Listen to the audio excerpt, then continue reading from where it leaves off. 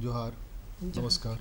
नमस्कार। गरीबी और भूख, इसके अलावा लालच भी मानव तस्करी के लिए प्रमुख कारणों में ये कारण भी शामिल है। अब ये मानव तस्करी जो है वो लोग कहते हैं कि बेहतर रोज़गार के लिए हम बाहर जा रहे हैं, या उनको बेहतर रोज़गार, ज़्यादा आमदनी का सपना दिखा करके लोग बाहर ले जाते हैं। इसमें ज़्यादातर मामलों में ठगी होती है। वादा करके कुछ जाते हैं, करते कुछ हैं। नतीजन सरकारों ने इसे प्रतिबंधित कर दिया, इसे रोकने के लिए कानून बना दिया। इसके बावजूद मानव तस्करी हो रही है कमोबेश लगभग हर जगह। एक तो यह माना जाता है कि विकास का जो मॉडल हमारे पास है, उस मॉडल में विकास में इसी तरह जहाँ ज़्यादा स्कोप दिखता है, जहाँ ज़्यादा रोशनी दिखती है, जहाँ ज़्यादा पैसे की उम्मीद दिखती है, वहाँ से लोग भाग करके जाते हैं। लेकिन मन से, अपनी इच्छा से अगर वो जाए तो किसी कोई आपत्ति नहीं है। लेकिन अगर कोई ठग के ले जाता है और वहाँ जा कर के उसको प्रताड़ित करता है, उसको पैसा नहीं देता, वेतन नहीं देता है, या उसको पैसा नहीं मिलता है, वेतन नहीं, किसी को बेच देता है, इन सारे मामलों को चेक करने के लिए सरकार ने तस्करी पर कुछ अधिनियम बनाए हैं। कानून की बात में आज इन्हीं मुद्दों पर चर्चा करेंगे। पहले परिचय करा दूँ अपने खास मेहमानों से। मेरी बाईं ओर है निकिता, जो जुडिशियल मजिस्ट्रेट हैं, स्वागत है आपका। और मेरे ठीक सामने है कविता कुमारी खाती, आपका भी स्वागत है। नमस्कार। पैनल एडवोकेट हैं। तो कविता जी, आप ही से मैं शुरू करूं कि ये मानव तस्करी मतलब क्या? तस्करी का मतलब हम लोग ये समझते हैं कि विदेश से कोई माल लेकर के आता है बगैर सरकार के परमिशन से, वो तस्करी है जी। लेकिन यहाँ ह्यूमन ट्रैफिकिंग है। तो मानव तस्करी का मतलब क्या होता है? देखिए, हाँ, मानव तस्करी एक व्यापार की तरह ही बच्चे को, या छोटे बच्चे हैं या बड़े बच्चे हैं या एडल्ट है, इन सारे बच्चों को या यंग है, उनको एक जगह से दूसरे पर्पस के लिए, या तो वो व्यापार के लिए, या तो फिर घरेलू काम के लिए, या तो फिर उनका एक जो वयस्क है उनके लिए जो सेक्सुअल उनको ये है, उसको करने के लिए ये लोग व्यापार करके एक जगह से दूसरे जगह ले जाते हैं। ये बच्चे को पता भी नहीं रहता है कि हम किस जगह पर जा रहे हैं। तो तस्करी तो जो बिचौलिए के लोग हैं वो लोग रोल निभाते हैं। कहाँ से उनको कांटेक्ट होता है, वो सारे लोग आकर के जहाँ पर में डेवलप है या अंडर डेवलप है, वैसी जगह में आकर के बच्चों को लेकर के जाते हैं, जो एक अंडर आईपीसी में कानूनन जुर्म है, जिसकी जो मैक्सिमम सज़ा है 7 से 10 साल के बीच में है। और कठोर कारावास के साथ साथ में इसमें जुर्माना भी लगाया है सरकार ने, जो कि कंट्रोल हो इन मानव तस्करों का। तो लोग ये नहीं समझ पाते हैं कि हमें जो लेके जा रहे हैं, किस लालच से लेके जा रहे हैं, किस पर्पस से लेके जा रहे हैं। या तो उनको कहा जाता है कि नहीं, आपको काम के लिए लेके जा रहे हैं, लेकिन वहाँ पहुँचकर उनको उस जगह पर मिलता ही नहीं वो काम। वैसे जगह में वो बच्चे पहुँच जाते हैं जो एकदम अननोन है, समझ में नहीं आता कि अब हमको यहाँ से क्या होगा। या तो वो बच्चे लोग का बहुत सारे मिसयूज होता है। इसमें सवाल अलग है। सवाल ये है कि तस्करी का मामला उठता है, एक व्यक्ति जो कहीं किसी दूसरी जगह से जुड़ा हुआ है जिस भी कारण से व्यापार करने के लिए, वह एक परिवार में जाता है। परिवार में जाकर के एक प्रस्ताव देता है कि इस प्रस्ताव के तहत हम आपके बच्चे को ले जाएंगे और एक बेटर लाइफ देंगे। वहाँ से लेकर के जाता है। इसमें तस्करी कहाँ से आता है? पहला तो इस तरह करना जुर्म है अगर वो एडल्ट नहीं है, और अगर एडल्ट है उसकी सहमति से ले जाता है। तस्करी क्या है? ये तस्करी हमारे दर्शकों को बताइए। तस्करी या ट्रैफिकिंग जो कहते हैं वो 3 तरीके से एक ऑफेंस बनता है। 3 तरीका ये होता है कि उसमें एक एक्ट होना चाहिए, दूसरा मीन्स होना चाहिए, तरीका क्या है, और लास्ट उसको एक्सप्लॉयटेशन के लिए, शोषण के लिए लिया जाता है। तो जो पहला एक्ट होता है वो एक्ट इस तरीके से होता है कि एक जगह से दूसरे जगह तक ले जाना, विद इन स्टेट्स में भी होता है। ट्रांसपोर्टेशन, हार्बरिंग, या आपको ट्रांसिट करना, रिसीविंग भी करना। ऐसा नहीं कि सिर्फ जो लेकर जाते हैं, जो वहाँ रिसीव भी करते हैं उन लोगों को, दोनों लोग तस्कर दोनों तरह के लोग होते हैं। और जो मीन्स होता है, मीन्स मतलब कि किस तरीके से झूठा, धोखेबाजी से, कोई फ्रॉड, कोई झूठी लालच, कोई लालच, कि आपको मैं नौकरी के लिए ले जा रहा हूँ, आपको मैं वहाँ ले जाके आपसे शादी पढ़ाऊंगा या करूँगा, आपसे शादी- पढ़ाई करूँगा, इस तरीके का। और लास्ट एक्सप्लॉयटेशन, जो एक्सप्लॉयटेशन होता है वो ज़रूरी शोषण ज़रूरी नहीं है कि सिर्फ सेक्सुअल एक्सप्लॉयटेशन हो। जो एक्सप्लॉयटेशन है वो दो तरीके का हो सकता है, एक सेक्स बेस्ड, एक नॉन सेक्स बेस्ड। तो जो सेक्स बेस्ड आता यानी है, श्रम ज्यादा ले रहे हैं, पैसा कम दे रहे हैं। हाँ, नॉन सेक्स बेस्ड जो है, श्रम ज्यादा ले रहे हैं। फोर्स लेबर, तो फोर्स लेबर या आपके एक और तरीके नॉन सेक्स बेस्ड में ये भी आता है कि जो आपके used parts of the body है उसका रिमूवल ऑफ ऑर्गन्स, उन बॉडी के पार्ट्स को बेचने के लिए। और ये एक्सप्लॉयटेशन मोस्ट इम्पॉर्टेंटली ये देखा जाता है कि जो शोषण हो रहा है वो जो कर रहा है उसके किसी फाइनेंशियल गेन के लिए या उसके कोई प्रॉफिट के लिए है, जो कि इलीगल प्रॉफिट है, तो वो एक्सप्लॉयटेशन माना जाता है। वो फिजिकल एक्सप्लॉयटेशन भी हो सकता है। हाँ ठीक है। ये खाती जी, जैसे कि बहुत सारे लोगों ने सोसाइटी रजिस्ट्रेशन एक्ट में सोसाइटी बना ली है और उस सोसाइटी के तहत वो ले जाते हैं यहाँ से और वहाँ भी एक सोसाइटी को हैंड ओवर करते हैं और सोसाइटी के माध्यम से काम चलता है। तो क्या कोई इस काम के लिए सोसाइटी रजिस्टर्ड करा सकता है, और कराता है तो यह जायज़ है क्या उसका लिए? नहीं, ये बिल्कुल इलीगल है। कोई भी सोसाइटी रजिस्टर्ड हो सकता है कि नहीं? कि नहीं, सोसाइटी इन बच्चे के मामले में जो बच्चे छोटे बच्चे हैं जो वयस्क नहीं है, ऐसे बच्चों को अगर से कहीं पर भी पर्पस से ले जा रहे हैं कि हमको इनको आपको उनके फैमिली मेम्बर को कन्विंस करना है कि नहीं हमको इनको फला काम पे लगाना है, इनको हमको फला काम पे लगाना, इसमें बिहाफ में इनको हम इतना सैलरी आपके अकाउंट में भेजा जाएगा, जो भी हो। सो बच्चे का अच्छा एक ये होगा, इम्प्रूवमेंट होगा और बच्चे आगे करेंगे। इस तरह से अगर से कोई बोलता भी है तो ये बिल्कुल कानूनन जुर्म है। और जो इस तरह का सोसाइटी रजिस्टर्ड करके भेजते हैं ये फेक और एकदम ब्लंडर है, जिसको अभी तक कानूनन मान्य नहीं है। ये सहमति मांगना उनके पेरेंट्स से कि बच्चे को हम ले जा रहे हैं अदर स्टेट में, जो पर्पस है इनको वर्क कराने के लिए, ये कानूनन जुर्म है, जिसमें अमेंडमेंट भी हुआ। बहुत सारे अमेंडमेंट इसलिए हुए कि बहुत सारे लोग, अभी भी हमारे झारखंड में बहुत सारे बच्चे, सैकड़ों बच्चे चले जाते हैं दूसरे राज्य में काम के लिए, या तो वो ईंटे भट्टे में या तो किसी दूसरे वर्क में जो घरेलू कामकाज के कामों में इन्वॉल्व करा करके एक जगह से दूसरी जगह। सवाल ये है निकिता जी कि जहाँ गरीबी है उस गरीबी में लोग अपने बेहतर लाइफ के लिए तरह तरह के उपाय करते हैं। उस उपाय में लोकल लेवल पर भी रोजगार खोजना है और लोकल लेवल पर रोजगार नहीं मिलता है तो जहाँ उम्मीद दिखती है कि यहाँ से बेहतर रोजगार मिल सकता है वहाँ वो जाते हैं। अभी 3 दिन पहले 4 दिन पहले, शायद संडे को, एक छोटे से बच्चे को, 8 साल के बच्चे को मैंने वो टायर में हवा भरते देखा। 8 साल का बच्चा और अपने लोगों के साथ मिलकर के वो काम कर रहा है, मतलब कि अपनी बेहतरी के लिए कर रहा है। हो सकता है कि कल को कोई आए बोले कि तुमको टायर में यहाँ इतना जो हवा भर रहे हो इसका जो पैसा मिलता है उससे बेहतर पैसा डबल हम तुमको देंगे। यह सपना दिखा के ले जाना, वहाँ नहीं देना, वो ठगी है, या उसको ले ही जाना ठगी है, तस्करी है। अब मैं आपको फोर्स्ड लेबर जो कहते हैं, जो सुप्रीम कोर्ट ने इसके डेफिनेशन को एक जजमेंट, लैंडमार्क जजमेंट है, people democratic union versus union of India, उसमें फोर्स्ड लेबर जो है या इस तरह के जो कि क्योंकि संविधान में भी आर्टिकल 23 के संविधान में भी, इंडियन भारतीय संविधान में भी ये कहा गया कि प्रोहिबिशन करना है ट्रैफिकिंग ऑफ ह्यूमन बींग्स का। और फोर्स्ड लेबर, जो ये फोर्स्ड लेबर है वो बहुत ही वाइडली इंटरप्रेटेड किया गया है। तो जो आप मुझसे पूछ रहे हैं उसका कि बच्चे को ले ही जाना, या जैसे कि अगर बच्चे को ले जाते हैं, पहली बात मैं बता दूं, कंसेंट जो है कि बच्चे को उसके हामी, उसके परिवार के कंसेंट यहाँ इमटेरियल है ट्रैफिकिंग के लिए।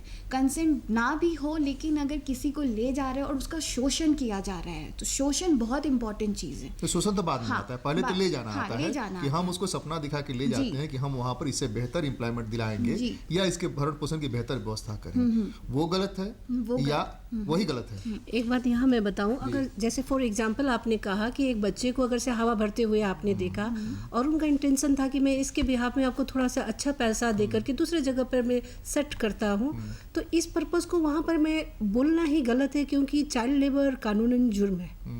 कोई भी छोटे बच्चे, बड़े बच्चे, जब तक वो मेजर नहीं हो जाते, उस बच्चे से इस तरह का काम लेना कानूनन अपराध है। इन बच्चे के लिए बहुत सारे प्रोग्राम नेशनल लेवल से लेकर स्टेट लेवल तक किया गया है, जिसमें वेलफेयर आते हैं और नरेगा और फिर ये आपका मैडम जी। प्लीज आप भी देख रही होंगी कि जितने गैराजेस हैं जी उसमें सबसे ज़्यादा बच्चे ही काम करते, चाहे स्कूटर का हो चाहे कार का हो। जितने होटल्स हैं छोटे छोटे उसमें सबसे ज़्यादा बच्चे काम करते हैं। क्यों काम करते हैं? वो बच्चा भी स्कूल जाना चाहता है लेकिन वो अफोर्ड नहीं कर सकता स्कूल जाना, इसलिए वो जाता है। जी जी तो सरकार ने प्रतिबंध तो लगा दिया लेकिन उसके लिए जो उपाय करने चाहिए थे, स्कीम चलाया लेकिन वो उपाय उस तक पहुंचा नहीं तो वो अपना पेट भरने के लिए, अपने वस्त्र खरीदने के लिए, माँ बाप को सपोर्ट करने के लिए, मोबाइल खरीदने के लिए ही जहाँ उसको मौका मिलता है वो लेबर करता है। जी मैं इस बात पे जी। आपको बताना चाहूँगी, जो आपका क्वेश्चन उसका आंसर मैंने कंप्लीट नहीं दिया था। जी जो आप कह रहे हैं कि जो बच्चा साइकिल का पंचर बना रहा है, तो अगर वो बना रहा है और उसे उस लायक पैसे मिल रहे हैं और उससे उसका लाइवलीहुड चल रहा है, तो उसे शोषण नहीं कहा ठीक जाएगा। है। लेकिन मान लीजिए कि वो पंचर बना रहा है, उसको अगर कोई दूसरा अपने यहाँ रख करके ये काम कराता है तो वो शोषण है।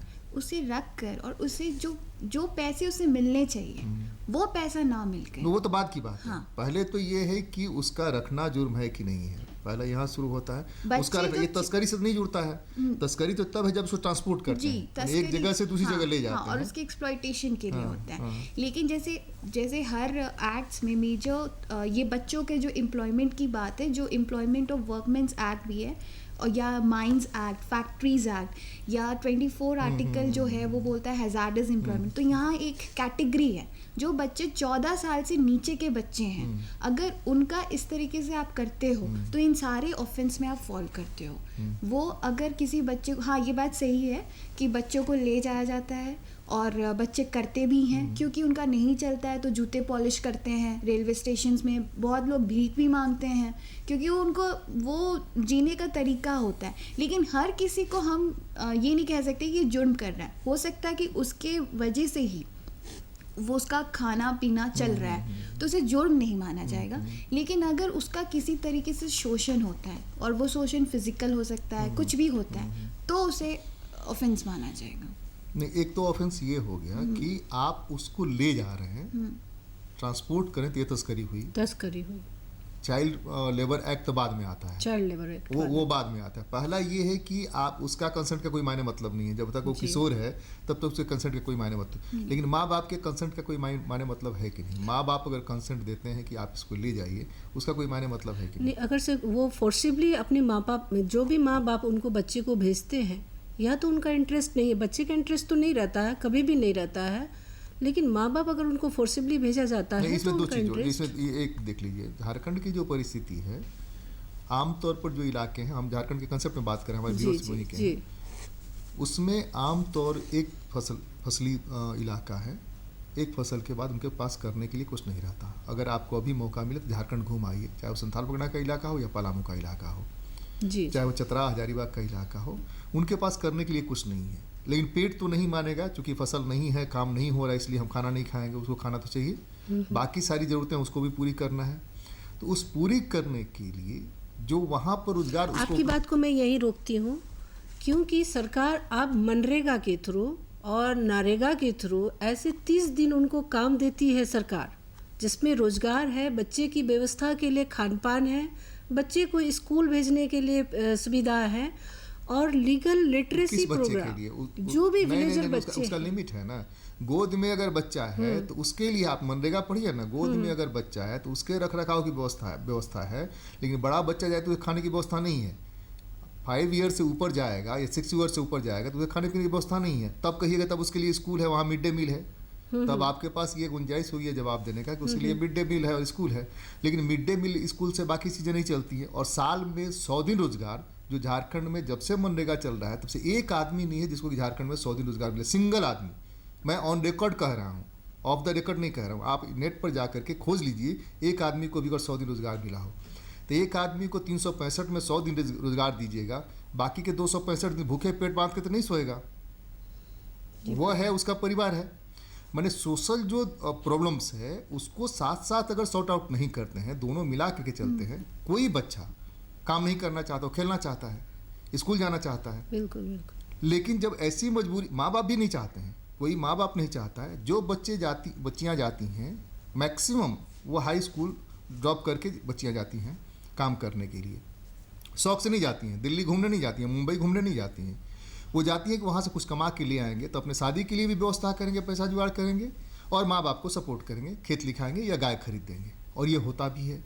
लेकिन वहाँ जाके जो ये कह रही हैं, निकिता कह रही हैं, वहाँ जाके एक्सप्लॉइटेशन होता है, यह फैक्ट है।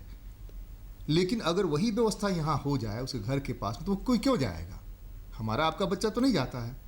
तो इसलिए तो झारखंड सरकार कोशिश कर रही है कि जो जैसे कि अभी हुआ था कि इंडस्ट्रियल डेवलपमेंट्स हों, ताकि एम्प्लॉयमेंट बढ़े और शिक्षा अगर सबको प्रोवाइड किया जाए। स्कीम्स बहुत हैं लेकिन इम्प्लीमेंटेशन बहुत स्लो है, और झारखंड सरकार कोशिश कर रही है कि धीरे धीरे इन सारे, क्योंकि झारखंड, बिहार, वेस्ट बंगाल, उड़ीसा जो फॉरेस्ट एरियाज़ हैं, यही सबसे ज़्यादा इस ट्रैफिकिंग के शिकार बन रहे हैं। यहाँ की औरतें हो, बच्चे हो या ह्यूमन हो, वो जॉब्स के लिए बाहर जाती हैं और दिल्ली जैसे, बैंगलोर जैसे, बॉम्बे जैसे जगहों में उनको बेच दिया जाता है। जबकि यहाँ तक जैसे आप कह रहे हैं कि माँ बाप नहीं चाहते हैं, पर कभी कभार बच्चा भी नहीं चाहता है, नहीं चाहते। जैसे कि 2007 में बिहार में फ्लड आया था। फ्लड आने के बाद उनकी फसल सब बिगड़ गई थी। कई सालों तक बिगड़ी रही, कई साल तक बिगड़ी रही और उसके बाद ऐसा हुआ कि वहाँ दलाल जो कहते हैं, ब्रोकर्स, वो लोग आए और कोई अननोन आया, उनको बच्चों को उठा के वहाँ से लेके कि चलो तुमको नौकरी दिलवा देंगे, नौकरी के नाम पे ले गए। कुछ लड़कियों को दिल्ली, बॉम्बे जैसे जगहों में ब्रॉथल्स वगैरह में बेच दिए।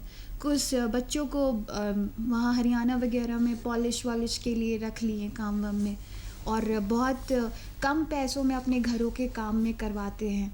तो ये सारी चीज़ें होती है, और इसलिए होती है क्योंकि यहाँ बहुत ऐसी चीज़ें हैं जो अभी तक सॉर्ट आउट नहीं हुए हैं। बहुत स्कीम्स हैं, बहुत ज़्यादा स्कीम्स हैं, बहुत लॉज हैं। पहले के टाइम में जैसे अमेंडमेंट 2000, एक तो वो लॉ ही नहीं जानता, लॉ ही नहीं जानता, सबसे बड़ी बात। हाँ, ये स्कीम्स के बारे में भी नहीं जानता कि ये स्कीम है, इससे हम बेनिफिट ले सकते हैं। यहाँ तक बच्चे या उनके माँ बाप ये भी नहीं जानते कि सरकारी स्कूल में हमारे लिए कुछ फ्री है। बहुत ऐसे गरीब परिवार है जो ये भी नहीं जानते हैं।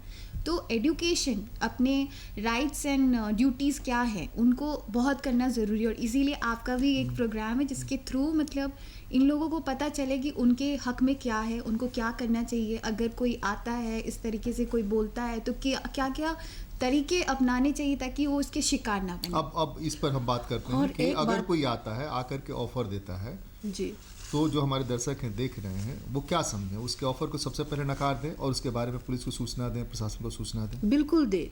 जैसे भी इस तरह के अगर से कोई ऑप्शन आती है, इस तरह के बोलते हैं कि भाई आपको अपने बच्चे को दीजिए, हम उनके बिहाफ में इतने पैसे, उनके बदले में इतने पैसे देते हैं, इस तरह के अगर से कोई बिचौलिया आकर के आपको बताते हैं, तो इसकी इन्फॉर्मेशन तुरंत से तुरंत अपने नज़दीकी थाना में दे।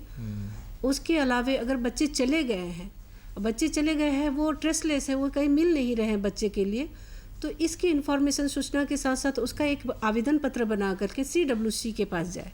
चाइल्ड वेलफेयर कमेटी होती है, सारे क्षेत्र में है, जहाँ पर में चाइल्ड वेलफेयर सोसाइटी जो है वो बच्चे की देखते हैं कि परिस्थिति क्या। अब तो ये तो इंटरनेशनल लेवल पर में भी हो गया है कि लोग एक से दूसरे जगह NGO के थ्रू में सारे कम्युनिकेट करते हैं एक दूसरे को, जहाँ से लोगों को जो ट्रेसलेस बच्चे हैं वैसे बच्चे को खोज करके लाना, और वहाँ पर जाकर अगर से इन्फॉर्मेशन सूचना हो जाती है तो उस एक जगह को जा करके NGO रैकिंग करके लेके आते हैं कि ये बच्चे कहाँ पर में किस तरह से किस स्थिति में है।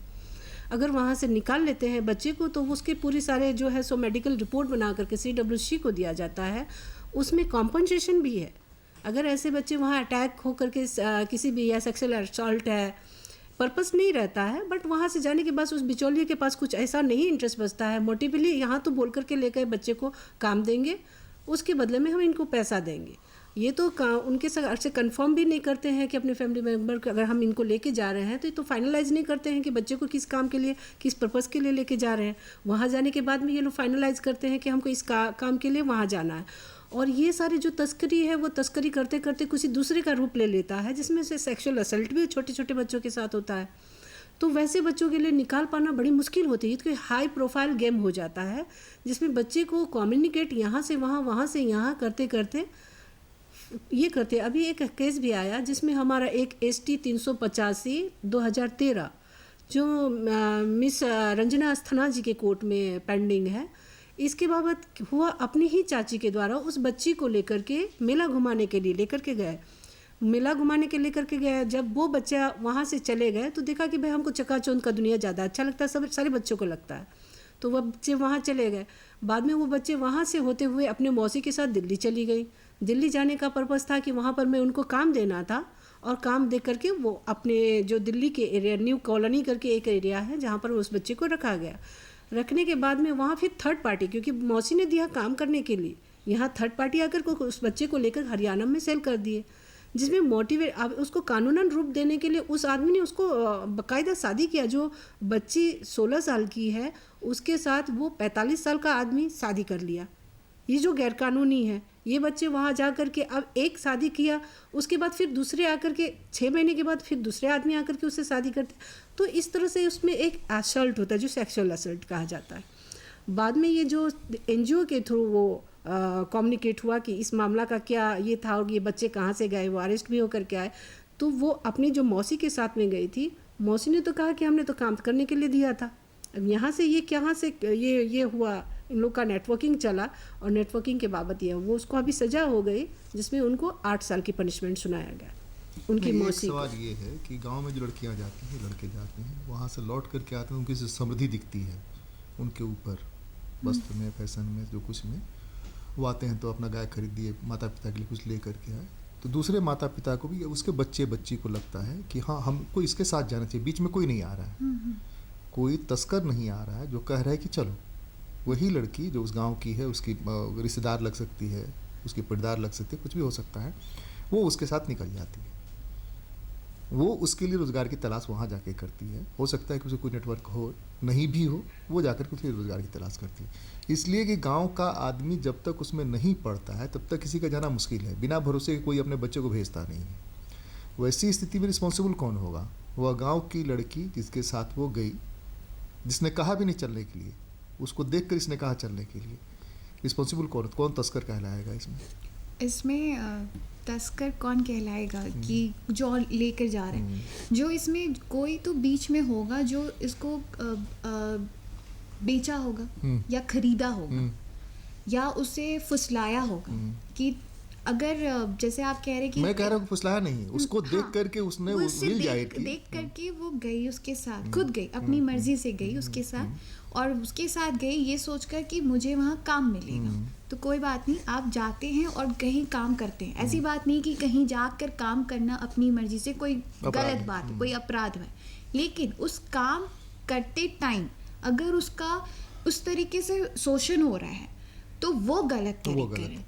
तो इसमें जो आदमी उसका शोषण कर रहा है वो गलत होगा, इसमें तस्करी नहीं होगा, इसमें कुछ और हो जाएगा। और इसमें ये हो जाएगा जब एक्सप्लॉइटेशन होगा तब उसके हिसाब से एक्ट लगेगा कि क्या एक्ट लग इसमें कुछ हो सकता है उसका 375 लग जाए, हो सकता है इसमें सेक्सुअल असॉल्ट के जो बाकी 354 लग जाए, कुछ भी लग सकता है। उसमें IPC के कोई भी बहुत धाराएं हैं जो वुमेन के लिए और चाइल्ड के उसके लिए, और फिर पॉक्सो भी है जो वो सारे एक्ट्स लिख जाएंगे, पर इसमें तस्करी नहीं होगा।